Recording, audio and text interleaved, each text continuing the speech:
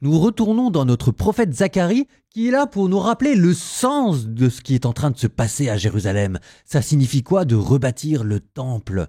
Aujourd'hui, nous enchaînons 3 chapitres. Au total, ça vous fait 8 visions. J'ai pas voulu faire 4 et 4, j'ai voulu respecter le texte. C'est pour ça que nous avons entendu hier les 3 premières visions introductives qui vous posent le cadre cosmique pour vous montrer le sens de ce qui est entrepris à Jérusalem.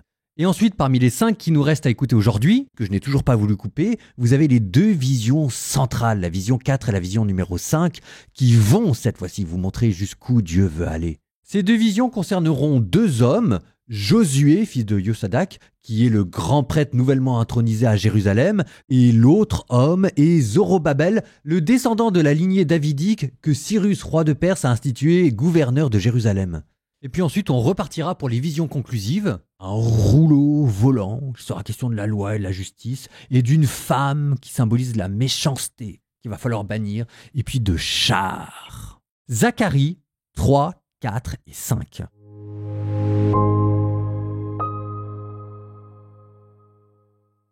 Le Seigneur me fit voir Josué, le grand prêtre qui se tenait devant l'ange du Seigneur, tandis que le Satan était debout à sa droite pour l'accuser. Le Seigneur dit au Satan, « Que le Seigneur te réprime, Satan, que le Seigneur te réprime, lui qui a fait le choix de Jérusalem. Josué n'est-il pas un tison tiré du feu ?» Or, Josué debout devant l'ange était vêtu d'habits sordides. Le Seigneur reprit et dit à ceux qui se tenaient devant lui, « Enlevez-lui ses habits sordides. » Puis il dit à Josué, « Vois, je passe sur ta faute et je te revais de parure. » Il reprit, « Mettez sur sa tête un turban immaculé. » Ils mirent sur sa tête un turban immaculé, ils la revêtirent d'habits, et l'ange du Seigneur se tenait là. L'ange du Seigneur donna cet avertissement à Josué. « Ainsi parle le Seigneur de l'univers. Si tu marches dans mes voies, si tu gardes mes observances, tu gouverneras ma maison, tu garderas mes parvis, et je te ferai accéder au rang de ceux qui se tiennent là. Écoute donc, Josué, grand prêtre, toi et tes compagnons qui siègent devant toi, écoute, car ces hommes sont un signe. Voici que je fais venir mon serviteur, le germe. Voici la pierre que je dépose devant Josué. Sur cette seule pierre, il y a des yeux au nombre de 7. Voici que je grave moi-même son inscription, oracle du Seigneur de l'univers, et j'ôterai la faute de ce pays en un seul jour. Ce jour-là, oracle du Seigneur de l'univers, vous vous inviterez l'un l'autre sous la vigne et sous le figuier. L'ange qui me parlait revint et me réveilla comme on réveille un homme de son sommeil. Il me dit, « Que vois-tu » Je répondis, « Je vois un chandelier tout en or, avec un vase à son sommet, surmonté de 7 lampes et de 7 canaux pour ces lampes. Sur lui, il y a 2 oliviers, l'un à la droite du vase et l'autre à sa gauche. » Prenant la parole, je dis à l'ange qui me parlait, « Qu'est-ce que cela, mon Seigneur ?» L'ange qui me parlait me répondit, « Ne le sais-tu pas ?» Je dis, « Non, mon Seigneur. » Alors il reprit et me dit, « Voici la parole que le Seigneur adresse à Zorobabel. Ni par la bravoure, ni par la force, mais par mon esprit seulement, déclare le Seigneur de l'univers. Qui es-tu, grande montagne? Devant Zorobabel, te voici une plaine. Il en extrait la première pierre parmi les acclamations. La grâce sur elle. » La parole du Seigneur me fut adressée. Les mains de Zorobabel ont fondé cette maison, ses mains l'achèveront. Alors vous saurez que le Seigneur de l'univers m'a envoyé vers vous. Qui donc méprisait les jours des modestes commencements? Qu'on se réjouisse plutôt en voyant le fil à plomb dans la main de Zorobabel. Quant aux 7 lampes, ce sont les yeux du Seigneur, eux qui parcourent toute la terre. Je pris encore la parole et je lui dis, « Que sont ces 2 oliviers, sur la droite du chandelier et sur la gauche ?» Une seconde fois, je lui demandai, « Que sont donc ces 2 branches d'olivier qui, par 2 conduits en or, font couler de l'or ?» Il me répondit, « Ne le sais-tu pas ?» Je dis, « Non, mon Seigneur. » Alors il me dit, « Ce sont les 2 hommes qui ont reçu l'onction et qui se tiennent devant le Maître de toute la terre. » De nouveau, je levai les yeux et voici ce que j'ai vu. C'était un livre qui volait. L'ange qui me parlait me dit, « Que vois-tu » Je répondis, « Je vois un livre qui vole, long de 20 coudées et large de 10. Alors il me dit, « Ceci est la malédiction qui s'élance sur tout le pays, car tout voleur reste impuni, et impuni tous les parjures. Je la lancerai, oracle du Seigneur de l'univers. Elle entrera dans la maison du voleur et dans la maison de celui qui jure faussement par mon nom. Elle viendra loger au cœur de leur maison et les consumera poutres et pierres. » L'ange qui me parlait s'avança et me dit, « Lève les yeux et regarde ce qui s'avance. » Et je dis, « Qu'est-ce que c'est ?» Il me répondit, « C'est un boisseau qui s'avance. » Il ajouta, « C'est leur injustice dans tout le pays. » Or, voici qu'un couvercle de plomb se souleva, une femme était assise à l'intérieur du boisseau. Il dit alors, « C'est la méchanceté. » Il la repoussa à l'intérieur du boisseau et jeta une masse de plomb sur l'orifice. Je levai les yeux, et voici ce que j'ai vu. 2 femmes qui s'avançaient. Le vent soufflait dans leurs ailes, des ailes pareilles à celles d'une cigogne. Elles soulevèrent le boisseau entre terre et ciel. Alors je dis à l'ange qui me parlait, « Où emporte-t-elle le boisseau ?» Il me répondit, « Au pays de Babylone, pour lui construire une maison. Ensuite elles lui prépareront un socle et le fixeront là. » De nouveau je levai les yeux, et voici ce que j'ai vu. 4 chars qui s'élançaient d'entre les 2 montagnes, et ces montagnes étaient de bronze. Le premier char avait des chevaux roux, le deuxième char des chevaux noirs, le troisième char des chevaux blancs, et le 4e char des chevaux tachetés, vigoureux. Je demandai à l'ange qui me parlait, « Ceux-ci, que sont-ils, mon Seigneur ?»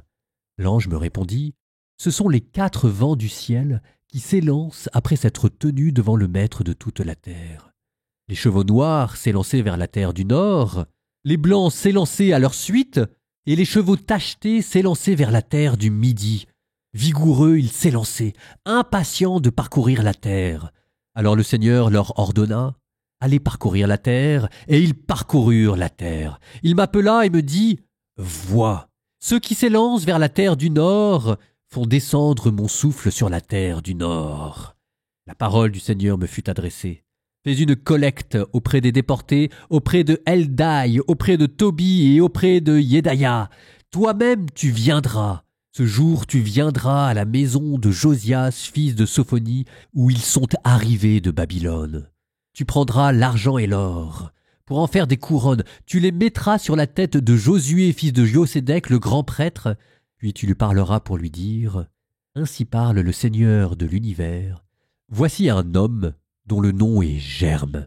De lui quelque chose va germer, car il reconstruira le temple du Seigneur. C'est lui qui reconstruira le temple du Seigneur. C'est lui qui sera vêtu de majesté. Il siégera sur son trône. Il aura le pouvoir. Un prêtre aussi siégera sur son trône.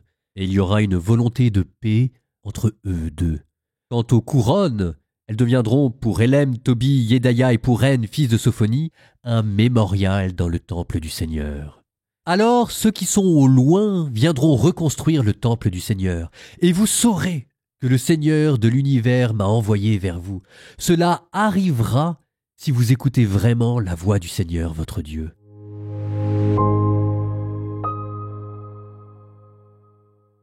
Ces visions sont très colorées, elles ont un aspect surréaliste. Et certainement que le genre apocalyptique joue avec, tant et si bien que vous pourriez avoir l'impression, moi je sais pas, d'un esprit qui divague, d'un esprit quasiment de drogué qui a des visions qui surgissent de manière totalement aléatoire. Et en fait, il y a une sagesse derrière. Ces visions, elles se répondent, elles s'organisent. Derrière, il y a une logique, il y a un plan qui se dévoile.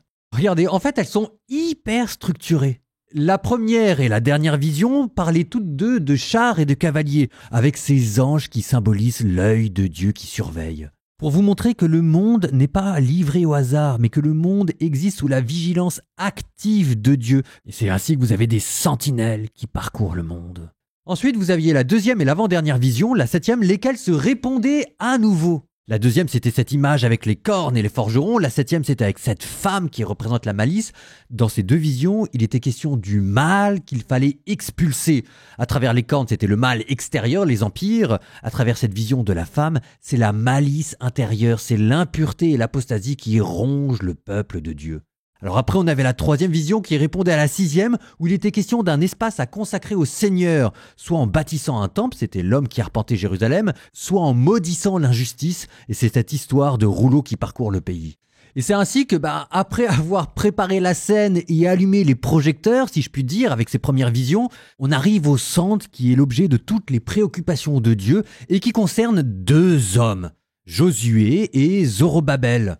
Je note en passant qu'on retrouvera dans Apocalypse 11 la vision de ces deux témoins. Alors reprenons, la première scène c'était Josué, le grand prêtre, parce que comme on était revenu à Jérusalem qu'il y avait à nouveau un temple, il y a à nouveau un grand prêtre. On le voit dans une scénette avec un tribunal céleste et Satan qui l'accuse. On a l'impression de revoir l'histoire de Job. Avec une petite différence, dans Job, Dieu tolérait Satan, alors qu'ici vous avez cette phrase « que le Seigneur te réprime » qui vous donnera cette autre phrase encore plus claire dans le livre de l'Apocalypse. Il est rejeté, l'accusateur de nos frères. À chaque fois, on progresse de vision en vision. Bref, dans cette vision, Josué, le grand prêtre, porte des habits sales, des habits souillés, qui représentent le péché du peuple, que le grand prêtre est censé porter pour le montrer devant Dieu et demander le pardon des péchés. Ce péché du peuple, c'est le peuple qui revient d'exil, mais voilà que, miracle, on va changer ses vêtements pour le revêtir d'une tunique éclatante. Vous pouviez pas plus faire plaisir aux Juifs revenus d'exil que de leur montrer que les institutions sacerdotales avaient encore de la valeur devant Dieu, qui trouvait un refuge dans sa grâce et sa miséricorde. Et ensuite, on avait un chandelier en or, la Ménorah, le symbole juif par excellence, dont les 7 lampes, disait le texte, représentent les 7 yeux de Dieu qui parcourent la terre. C'est toujours ce symbole de Dieu qui scrute la terre qu'on avait vu dans les premières et dernières visions et qu'on retrouve au centre. De manière étonnante, on vous dit que cette omniscience de Dieu que symbolise la Ménorah est nourrie par 2 hommes, 2 oliviers ici qui représentent évidemment Zorobabel et Josué. Alors j'étais parti pour vous dire, oui, parce que jusqu'à preuve du contraire, la Ménorah c'est nourrie par de l'huile d'olive, mais il y a des trucs qui collent pas. Là on vous dit que il est nourri par de l'or qui vient des oliviers, et l'onction, l'huile, elle ne vient pas des oliviers, au contraire elle vient de Dieu, parce qu'on vous dit que ce sont les 2 hommes, les 2 oliviers, qui ont reçu l'onction de Dieu. Donc c'est un chandelier qui est assez étonnant, qui est composé à l'envers. Et là, on continue dans l'étonnement. Vous avez quasiment Dieu qui bichonne Zorobabel. T'inquiète pas, mon biquet, ce que tu as commencé, tes mains l'achèveront. Tu vas aller jusqu'au bout. Et en plus, que personne ne se moque de toi. Qui donc méprisait les jours des modestes commencements? Sous-entendu, ce temple pour l'instant qu'on reconstruit ressemble pas à grand-chose, mais il ira jusqu'à être le dépôt de l'omniprésence divine. Ce n'est, je cite, ni par la force, ni par la puissance, mais par mon esprit. C'est Dieu qui est à l'œuvre dans ces institutions qu'on est en train de reconstruire. Si vous voulez, c'est beau parce qu'on est en train de reconstruire le temple avec Zorobabel et Josué. On pourrait avoir l'impression que c'est à la force du poignet, et d'ailleurs ça l'est. N'empêche qu'au cœur de cette entreprise, il y a un rêve, il y a une vision de Dieu qui vient entourer son peuple de son amour pour le bichonner et le réconforter. Au nom du Père et du Fils et du Saint-Esprit, Amen. Seigneur, je te demande la grâce de ne jamais oublier que dans toutes les entreprises que je fais, où parfois je suis noyé dans les questions administratives, dans les questions techniques, dans les questions humaines, je te demande, Seigneur, de ne jamais oublier pourquoi je le fais, pour le royaume des ciels, pour qui je le fais, pour Dieu, et avec qui je le fais, avec toi et ton esprit. Seigneur, fais que ce que je vis dans mon travail, je le vive avec une certaine mystique, avec le sentiment que ce soit ta puissance qui se déploie, que ce soit une manière pour moi de vivre avec toi, d'être uni avec toi, et que ce soit toi d'abord qui soit à l'œuvre, Seigneur, dans tout ce que je vis, dans tout ce que je fais, dans tout ce que j'essaye de vivre. Amen.